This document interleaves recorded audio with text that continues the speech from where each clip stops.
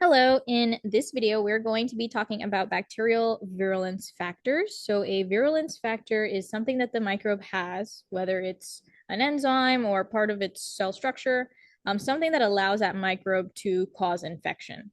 Remember that for a microbe to cause an infection in the human body, it has to first enter the human body and then avoid being destroyed by the immune system. And then typically these microbes will usually produce some kind of toxin to cause harm. And so in this video, we're going to be talking about all the different ways that microbes can kind of get inside and cause harm to the human body. So the first thing microbes have to do when they cause infection is they have to attach to their host, and then they have to invade, get inside of the host. So they have to attach to the surface and get inside. So microbes have all of these different proteins called adhesins that help them attach to the host. And these adhesins are very specific to the host that they are supposed to infect. So for example, strep pyogenes, which causes strep throat, has a specific adhesin called protein F, which guess what? Binds specifically to epithelial cells in your respiratory system.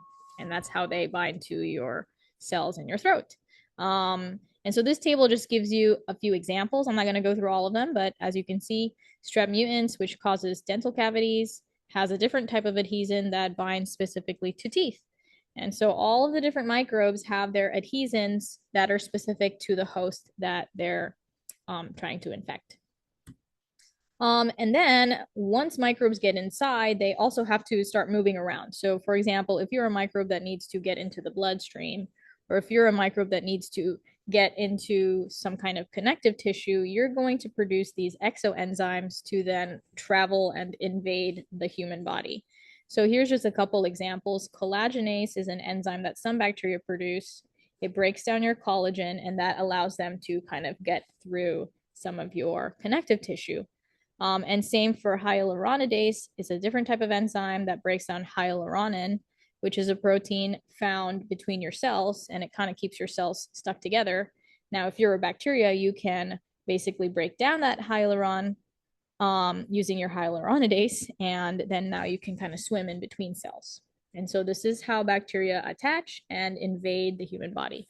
Again, I'm only giving examples. Each microbe, each pathogen has their own adhesins and their own exoenzymes to invade. Now, some bacteria produce what we call endotoxins. So a toxin, by the way, is just something that causes a reaction in your body. Now, an endotoxin specifically are toxins that are part of the bacteria itself. So it's not necessarily something that the bacteria secretes, but is part of the actual structure of the bacteria. And so the most classic example of an endotoxin is lipid A. Lipid A looks like this. It is found in the lipopolysaccharide, which is found in the outer membrane of gram-negative. So here is, you've seen this diagram before. So here's a gram-negative bacteria. Remember, they have that outer membrane, and part of the outer membrane is this lipopolysaccharide. And in the lipopolysaccharide, there is this component called lipid A. Lipid A is an endotoxin. And the reason why is because when your body is exposed to high levels of lipid A, it causes severe inflammation to the point where instead of it being, a good thing, because inflammation is a natural reaction of your immune system, too much inflammation is obviously not good. And so that's why we call this the bacterial endotoxin. Now, bacteria can also produce exotoxins. These are toxins that they secrete. And again, the point of these toxins is to harm the host. And so the classic type of exotoxin that bacteria make are AB toxins. There's obviously other toxins that bacteria make, but AB toxins are the most famous and kind of well-studied type of toxin. So they are called AB toxins because they have an A subunit and a B subunit. The B subunit allows the toxin to attach to the host cell or whatever it needs to attach to. And then the A subunit is the actual toxin part. Now, here's a couple examples of AB toxins. The botulinum toxin, which is produced by the botulinum bacteria. It binds to your muscle cells and causes flaccid paralysis. Basically, it makes it so your muscle cells can't contract, and so you're kind of just flopping around.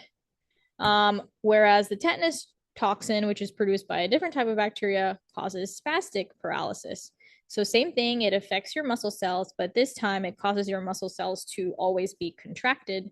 So it's kind of like you're spasming or having some kind of cramp. Both toxins are obviously very dangerous, but they're essentially the opposites of each other. But they are both types of AV toxins. Another thing that microbes can have are capsules, and capsules help them escape the immune system. And so these capsules are these secretions that bacteria make. It can be made up of sugar and or proteins, but essentially it is a thing that covers the entire bacteria. So here's the bacteria and here's their capsule.